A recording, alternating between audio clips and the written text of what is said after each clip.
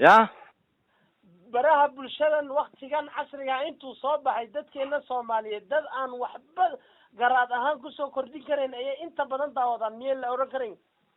wallahi waa run oo inta badan waxaad garanaysaa dadka badankoodu dad aqoon la maaha dadka badankoodu dad aqli la maaha inta yar baa inta badan hagta marka maadaama dadka badankoodu ay dadka yihiin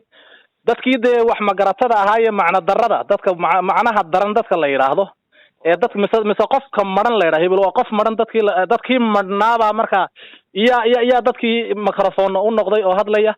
marka dadkii badnaayeen madnaa markii hore waxa lagu kala xishoon jiray in aqli loo baahli jiro dadka hagi jiray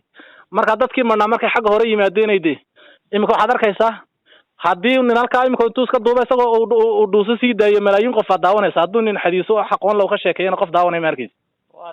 marka macna darada taas baad iyadu arki kartaa oo iyada laftirkeedu qayb ka qaadatay inay ummadda kala daadiso ummadda dadka aqliga iyo xikmadda la isku keenta dadka macnaha darana way kala geeyaan ma garanayaan wax iyagu isagu qofku markuu doqon yahay mise aqli badan oo kuusan lahayn isagoo maleynaya in ummadda wax taraya ayuu dhibaya ugu dambeyn aqoonyahan nuur bulshada ku dhageysanaysa ee ku xeeran ismaamulka magaalada Dirraba iyo nawaacigeega maxaa fariin u soo jeedin lahayd waxaan u soo jeedin lahaa kulli anagu Ethiopia hadaan ku noolahay wadanka Ethiopia muwaadiniin Ethiopiana maadaama nahay Ethiopia qabiil waxba lagu kagama goosan karno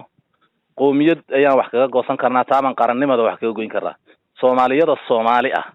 ayay maaragtay Ethiopia waxa la goosan karnaa laakiin anagoo reer ah waana laga faa'iideysan waana la kala daadini awoodeenina way kala daadani marka in dhaqankeennii aan suubanaad dib u soo celino Soomaalinimadii dib loo soo nooleeyo isku duubnihii iyo jacaylkii Soomaalidu ay lahayd taasi waxay sababaysaa maadaama imika dadka aqoonta lahayd soo biirayo in wixii xuquuq naga maqnaa anagoo midaysan aan raadsano haddii se reer la isku kala qaado intii naga maqnayd maahina inta kale ee maartay maxaa imika haysanana waan waayna